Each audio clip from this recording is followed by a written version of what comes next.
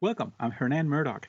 And in this episode, we're going to spend some time talking about some fundamental questions we need to ask. We need to also keep an eye out for some special barriers and root cause analysis considerations. So, basically, special considerations we need to keep in mind as we go about doing our audit.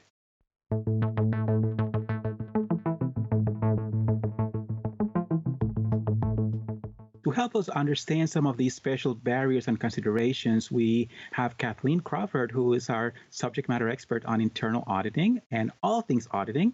So, welcome, Kathleen. Hello, Hernan. So, we have some questions around special barriers and special considerations. What are some of the things that we need to keep in mind as we are getting ourselves organized to conduct an audit? And we have done some work around planning and talking to different individuals. We have some documents, reports, some ledgers, some things, some things, some things, some things. Well, help us understand some of the special barriers so as we go through, we don't fall into any pothole. Okay, well, I will do my best. I As know I you'll help us out. as I think about this, I'd like to tee up a graphic and remind folks if we'll go back to our key concepts of internal auditing. Remember the fundamental questions?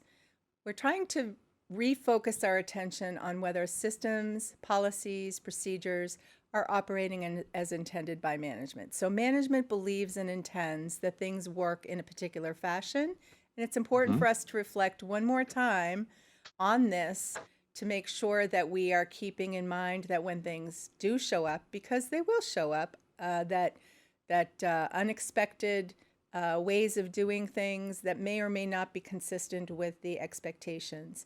When that happens, we want to make sure that we consider if things are not working as expected, why not? So we'll have a Okay. little preview of root cause analysis in a few moments. And if Okay. not, so what? We're trying to get our arms around these fundamental questions and keep them in mind so as we cross the threshold from planning into field work, that these will be top of mind when something unexpected shows up in the results that we have in the work that we do. Okay. Okay. Very good. That's very important to remember some of those questions, and those three, those are very, very important to this process. What are some of the barriers to effective control? Well, there are some typical ones, but what I'd like to focus on here are some subtler ones, things that may not be on people's radar. So they're Yeah. not necessarily things that are embedded in the system of control, but they are related to the system of internal control. So Hmm. we're considering situations of inadequate knowledge. So I had referenced this in another episode around training.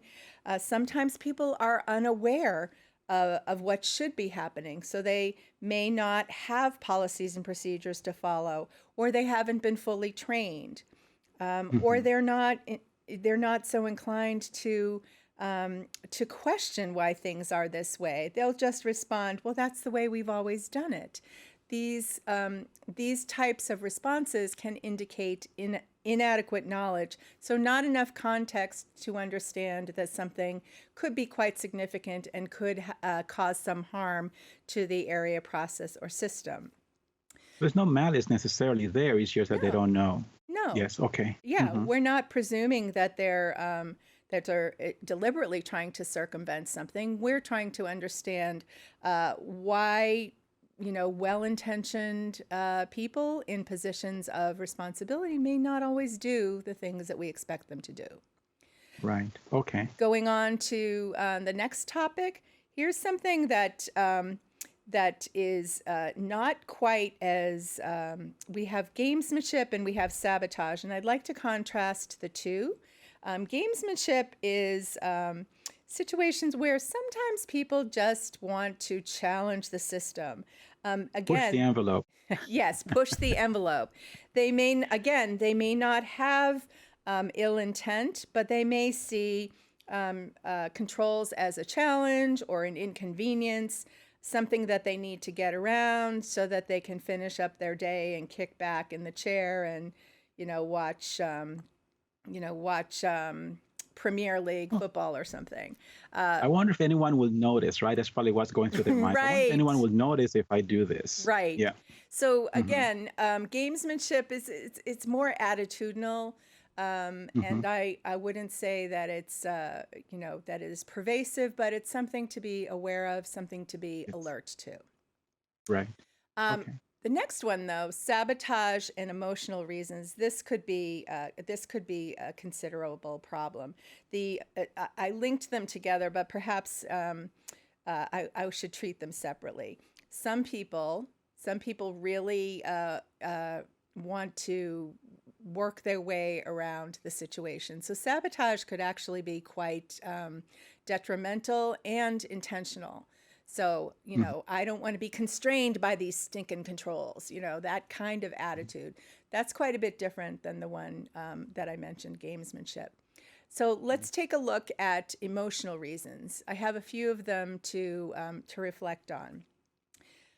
People who are tired, so fatigue, people who are apathetic. Is the morale of the area processor system poor?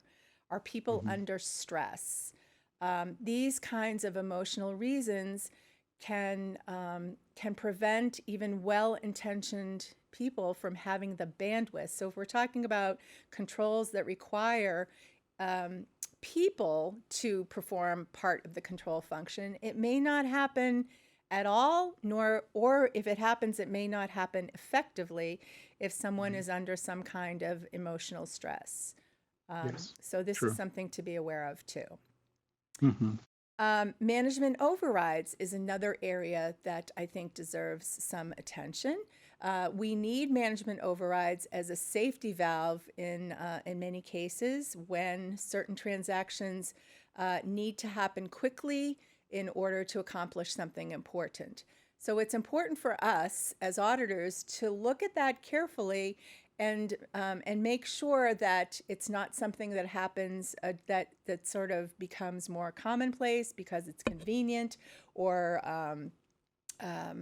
or it becomes more frequent again because of Hmm. convenience. So management overrides, I consider a special class that should be evaluated and And it's reviewed. interesting.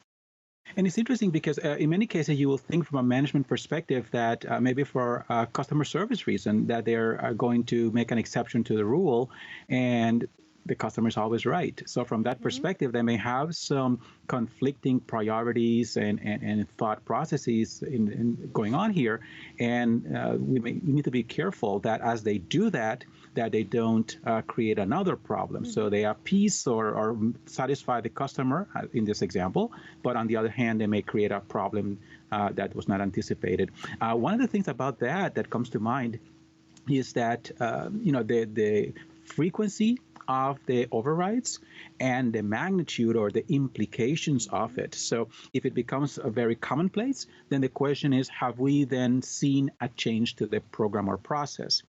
And does that need to be documented? And Right. on the other hand, if the change is substantial enough that it's going to impact the controls, then we also need to pay attention to what that means in the context of the whole risk control framework. Absolutely. Absolutely. Yes. Okay. So Very good. Okay. this is something that I would recommend making ourselves aware of, and then asking a few cogent questions about the circumstances under which it might be applied, and then, if necessary, convene or reconvene with someone else who might have a different perspective, maybe a higher authority, or certainly someone Hmm. in internal audit. So if this is a less experienced auditor who's looking at these things, I would highly recommend that he or she approaches their auditor in charge and gets clarification on whether this frequency or whether this fact is in bounds or out of bounds as they understand the larger context of the processor system. Okay. Very good. Yes. What else relates to these barriers? Are there any more that we need to take a look at? Yes, let's take a look at a couple of more. So, excessive access to assets. Actually, for me, this is a reminder, a little bit of a reminder about whether or not work responsibilities warrant access to physical objects, sensitive Hmm. information, and systems, as well as critical forms and documents. So I know you, Hernan, will recall this, but our viewers may or may not recall this, that I did talk about looking at job descriptions, looking at org charts, and really evaluating whether or not certain functions or certain responsibilities are compatible with Yes. other responsibilities. So does it Right. make sense that someone has access to certain assets? What is it about their Hmm. job that warrants that? Yes. Okay. And then the And last one. these assets can be hard assets or tangible assets, as you would think in a warehouse or retail facility, Yes. or tools and things like those.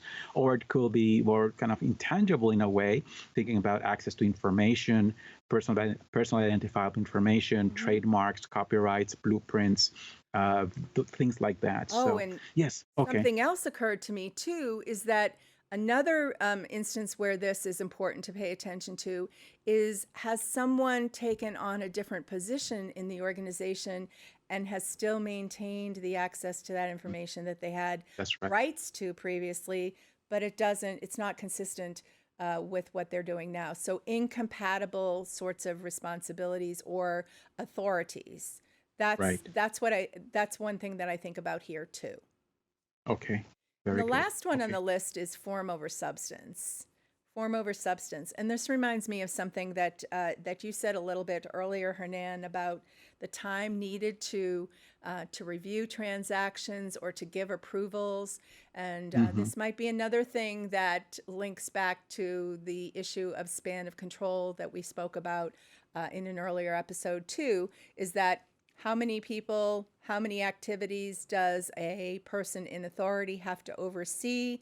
And do they actually have the bandwidth and the right information in order to approve certain transactions thoughtfully and completely? A close personal friend of mine worked for an international shoe and apparel manufacturer. And for a very brief time, through a reorganization of this company, she went from directly supervising on paper 15 people to directly supervising, wait for it, 150 people. So Wow. that order of magnitude was impossible to keep up with, as you might appreciate. She felt like the fire hose had opened and she just couldn't go fast enough. So, Wow. to your earlier example, I would really look into situations where it does not appear that the supervisory control is working effectively, and that could Right. represent a significant risk to the organization. Absolutely, absolutely. As relates to root cause analysis and being able to look at deficiencies, if we call them that, observations, findings. So, how does this fit into also this conversation around special considerations as relates to these things that we encounter? Well, I would say that when you see something that I'm now reminded of something that they used to post on platforms at the subway in our local fair city. When you see something, say something. Well, I would argue That's right. the same thing in internal auditing. When you see something, say something, or when you see something, ask something. So when we look Hmm. at this graphic here with regard to root causes, we're not going to necessarily develop the argument in field work until we get closer to finalizing our results. But it's a good reminder to look ahead to what it will entail if you should Yes. encounter some of these situations that you hadn't really expected to see. So if we keep our eye on what should exist, so we've reviewed policies, procedures, we've interviewed others, we've been told that these are the activities of this process, system, or functional area. These are the management personnel responsible. So what should exist? What does exist? So as you go about your planning, notice if something seems to be amiss. Notice if something seems to be inconsistent with what you've been told. This will be more applicable during field work, I guarantee you, but sometimes these things show up when we're still in the planning phase. If there's no Yes. difference between what you expected, what you thought should exist, and what actually presents itself, no issue, no problem, move on. But if there is a difference, this is where we want to go beneath the surface. So is there something that explains an underlying gap? And what Yes. kind of impact does that gap have, or might that gap have? Because it's likely that there's going to be a corrective action or recommendation in future because of what you have observed or because of what your testing might reveal.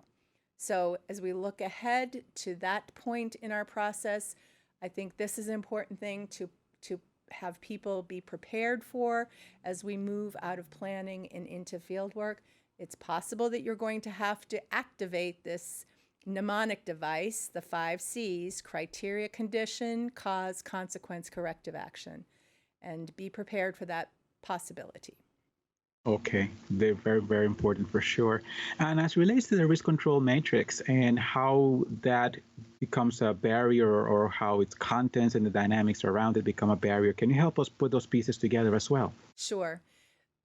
Reflecting back on the risk control matrix, I would just say that the through line needs to be sensible. So there should be critical linkage between the business objectives, the risk as we understand it, the control activities, and the audit test steps that we activate should be robust enough in order to confirm or refute whether or not those control activities are operating as intended by management, and do they offset the identified risk to the degree that one would expect.